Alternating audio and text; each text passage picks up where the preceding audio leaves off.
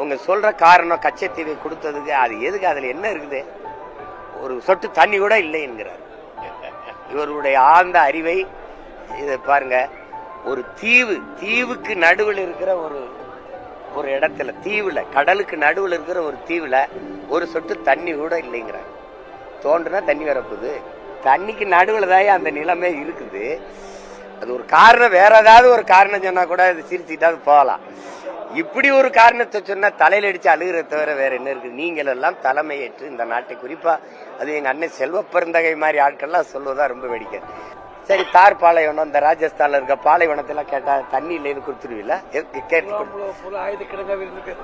இப்ப கச்சத்தீவை மீட்க நாங்க போராடுவோம்ட்டு 4 கட்சிகளும் நாடகம் போடுது. இது மாதிரி தேர்தல் திருவிழா வர்றதுனால இந்த கச்சத்தீவு மீட்பு நாடகத்தை போடுது. நம்ம முந்தா நாள் தான் எடுத்து கொடுத்துருக்காங்க.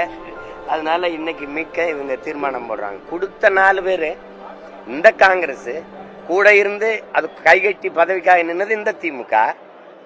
அதை இவ்வளவு காலமாக அதிகாரத்தில் இருந்த இந்த கட்சிகள், பாரதிய ஜனதா, அதிமுக, அவங்களாம் எதிர்த்து போரிட்டு மீட்காம திருப்பி தேர்தல் வரும்போது அது நாங்க போய் ராமேஸ்வரத்துல தொடர்ச்சியாக மீனவர் படுகொலை செய்யப்படுவது, வலை விரிக்கப்படுவது, படகு பறிக்கப்படுவது, சிறைபிடிக்கப்படுவதை எதிர்த்து பெரும் போராட்டத்தை நிகழ்த்தியதனுடைய பின்விளைவா இப்ப தேர்தல் வருது. மீனவர் வாக்கு வேணும்ல.